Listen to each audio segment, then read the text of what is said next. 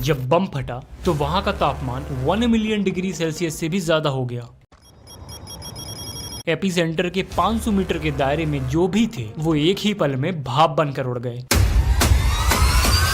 पीछे रह गई तो बस एक ही चीज, उनकी परछाइयां, जो दीवारों और सड़कों पर हमेशा के लिए प्रिंट हो गई, जैसे वक्त ने उन्हें हमेशा के लिए रोक दिया हो। यकीन करना मुश्किल है, लेकिन इस तबाही के बीच एक इंसान ऐसा भी था जो इस हमले से जिंदा बचकर निकल आया। और किस्मत की बात देखिए कि वो सिर्फ एक नहीं बल्कि 2 परमाणु हमलों को झेल गया। पर सोचने वाली बात यह है कि जहाँ सिर्फ एक बम ने हजारों लोगों को पल भर में भाप बना दिया, वहाँ सिर्फ एक इंसान कैसे बच सकता है। 6 अगस्त 1945 हिरोशिमा। सुबह के करीब 7 बज रहे थे और हिरोशिमा के लोग एक आम दिन की तरह ही अपनी सुबह शुरू कर रहे थे। कोई नाश्ता बना रहा था तो कोई अखबार पढ़ रहा था। बच्चे भी यूनिफॉर्म पहनकर घर से निकलने की तैयारी कर रहे थे, लेकिन स्कूल जाने के लिए नहीं बल्कि काम पर जाने के लिए, क्योंकि उस समय वॉर के चलते सारे स्कूल या तो बंद कर दिए गए थे या तो मलबे में तब्दील हो चुके थे। इसके अलावा जापानी सरकार ने 12 साल के ऊपर जितने भी बच्चे थे उन सभी को युद्ध के लिए काम पर लगा रखा था। किसी को फैक्ट्री में जाना होता था तो कोई मलबा हटाने वाली यूनिट में था, लेकिन वो इस बात से अनजान थे कि आज उनका और इस पूरे शहर का आखिरी दिन होने वाला है।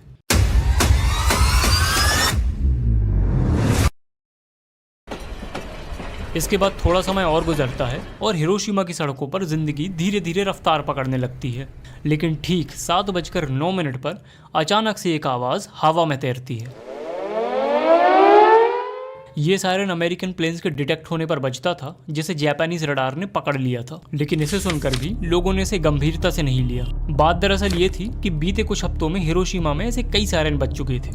ये विमान जो थे वो यहाँ मौसम का जायजा लेने के लिए आया करते थे, और इसीलिए कुछ लोगों ने कहा कि ये प्लेन्स हमला नहीं करते, बस आते हैं, घूमते हैं और चले जाते हैं। इसीलिए ज्यादातर लोगों ने इसे एक रूटीन की तरह ही मान लिया था। लेकिन उस दिन ये सारे लोग बहुत गलत थे, क्योंकि उस टाइम जो एयरक्राफ्ट आया था वो US B-29 एयरक्राफ्ट था, जो कि ये देखने के लिए आया था कि बादल है या नहीं और विजिबिलिटी कैसी है, जिससे कि पीछे जो प्लेन मेन बॉम्ब लेकर आ रहा है उसे गाइड किया जा सके। ये प्लेन थोड़ी दूर हवा में उड़ता है और फिर वापस लौट जाता है, और कुछ ही देर में सिस्टम ने ऑल क्लियर का सिग्नल दे दिया। सायरन बंद हो चुका था। लाउड स्पीकर पर ऐलान हुआ कि खतरा टल गया है और सभी अपने अपने काम पर वापस लौट सकते हैं, और जिसके बाद लोगों ने राहत की सांस ली। जो जहां पर था वहीं अपने काम पर लग गया।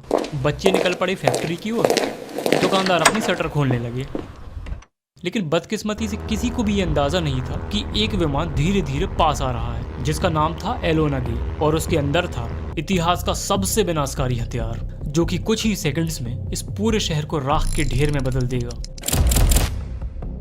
सुबह के 8:15 हो चुके थे और हिरोशिमा के ऊपर हल्का सा धुंधला का छाया हुआ था, और इसीलिए ज्यादातर लोगों ने आसमान की ओर देखा तक नहीं। बस कुछ ही लोग थे जो इस एयरक्राफ्ट को देख पाए।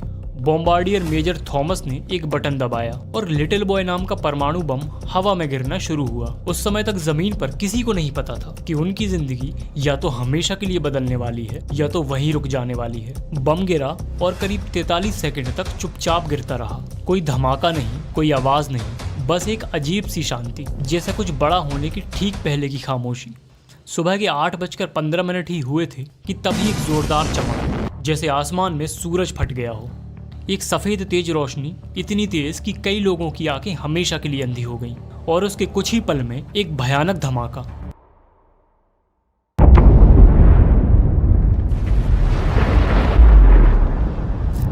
बॉम्ब ब्लास्ट के इनिशियल फायरबॉल ने 1 मिलियन डिग्री सेल्सियस से ज्यादा टेम्परेचर ब्रीफली जनरेट किया, जो हवा में कुछ मूवमेंट्स के लिए था। ब्लास्ट के 500 मीटर रेडियस के अंदर जो लोग थे उनका शरीर भाप बनकर उड़ गया। हाँ, लिटरली इवेपोरेट हो गए।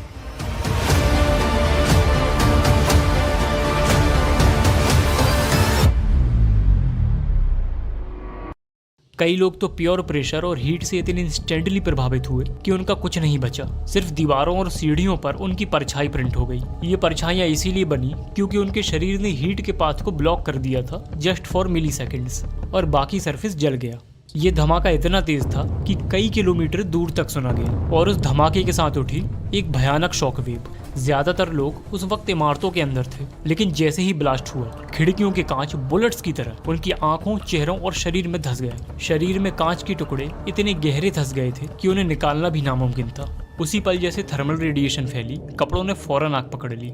लोग घबराकर भागने लगे, लेकिन तभी एक जबरदस्त शॉक वेव आई और कई लोग लिटरली 5 से 10 मीटर तक हवा में उछलकर जा गिरे। ब्लास्ट के वक्त Tsutomu Yamaguchi Mitsubishi heavy industries में एक मीटिंग खत्म करके लौट रहे थे। वो शहर के करीब एक खुले इलाके से गुजर रहे थे। तभी एक बेहद तेज सफेद चमकदार रोशनी पूरे आसमान में फैली। यामागुची ने अपने ही शब्दों में कहा, मैंने देखा कि आसमान एकदम सफेद हो गया, जैसे सूरज हमारे ऊपर ही फट पड़ा हो। और फिर एक जबरदस्त धमाका हुआ। उनका शरीर हवा में उछल गया और कुछ ही पलों में वे एक खेत में आकर गिरे, एक आलू के खेत में। वे होश में तो थे, लेकिन कुछ समझ नहीं आ रहा था। कानों में सिर्फ एक तेज सीटी जैसी आवाज गूंज रही थी और आंखों के सामने धुआं, राख और जलता हुआ मलबा। उनका पूरा बायां हिस्सा झुलस चुका था, चेहरे पर जलन थी, हाथ की त्वचा गल चुकी थी और कंधे पर किसी मलबे का गहरा घाव था। फिर भी वो उठे और लड़खड़ाते हुए खेत से निकले और शहर की ओर बढ़े।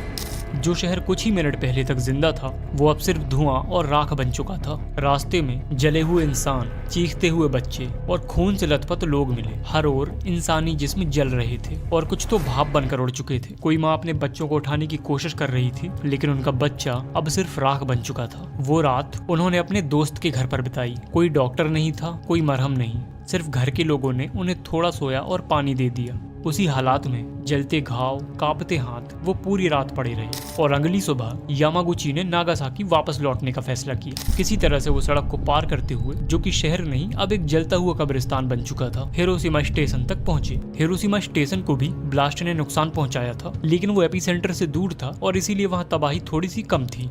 और 7 अगस्त को, यानी एक दिन बाद, जापानी अधिकारियों ने कुछ सीमित ट्रेनों को चलाना शुरू किया, जख्मी लोगों को शहर से बाहर निकालने के लिए। इन्हीं ट्रेनों में से एक ट्रेन में यामागुची को नागासाकी जाने का मौका मिला, लेकिन उन्हें क्या पता था कि वहां पर भी 3 दिनों के बाद वही मंजर दोहराया जाएगा। 8 अगस्त की सुबह वो नागासाकी पहुंचे। जब वो घर पहुंचे तो उनकी पत्नी हिसाको उन्हें एक पल के लिए पहचान ही नहीं पाई। चेहरा सूजा हुआ था, स्किन जली हुई थी और कपड़े बुरी हालत में थे। हिसाको ने बिना देर किए उन्हें पास के एक अस्पताल में भर्ती कराया, जहां उन्हें प्राथमिक इलाज मिला। और 9 अगस्त की सुबह, यानी कि सिर्फ एक दिन के बाद, वो फिर से अपने ऑफिस पहुंचे। वहां पर अपने बॉस और सहयोगियों को उन्होंने बताया कि कैसे हिरोशिमा में सिर्फ एक बम गिरा और पूरा शहर तबाह हो गया। लेकिन वहां पर किसी ने भी उनकी बातों को गंभीरता से नहीं लिया। उनके बॉस ने उनका मजाक उड़ाया और कहा कि तुम पागल हो गए हो क्या, एक बम इतना कुछ कैसे कर सकता है। बाकी लोग भी हैरान थे, क्योंकि उन्होंने ऐसा कुछ पहले कभी नहीं सुना था। और तभी 11:02 पर एक तेज चमकदार रोशनी उठी। यामागुची समझ गए थे कि क्या होने वाला है। अब शब्दों की जरूरत नहीं थी, अब किसी को समझाने की जरूरत नहीं थी। इस बार यामागुची चुप थे, क्योंकि वे जानते थे कि अब नागासाकी हिरोशिमा बन चुका है। फैटमैन नाम का एक प्लूटोनियम बॉम्ब नागासाकी के ऊपर गिर चुका था। त्सुटोमू यामागुची एक आम इंसान थे। वो पहला हमला झेल चुके थे, पर दूसरा हमला झेलने की हिम्मत किसी में नहीं थी, शायद खुद उनमें भी नहीं। पर किस्मत ने उन्हें फिर भी जिंदा रखा, जैसे मानो कुदरत चाहती हो कि कोई इस भीषण नरसंहार की गवाही जिंदा रखे। त्सुटोमू यामागुची वो अकेले इंसान नहीं थे जो दोनों परमाणु हमलों से बचे। लगभग 169 लोग ऐसे थे जिन्हें आज डबल हिबाकुशा कहा जाता है, यानी दोनों हमलों के जीवित गवाह। लेकिन सरकारी तौर पर जापान ने सिर्फ यामागुची को ही आधिकारिक तौर पर डबल हिबाकुशा का दर्जा दिया। अपने जीवन के अंतिम पड़ाव पर उन्होंने दुनिया से परमाणु हथियारों के खिलाफ आवाज उठाई। उन्होंने कहा, the only people who should be allowed to govern countries with nuclear weapons are the ones who have survived them.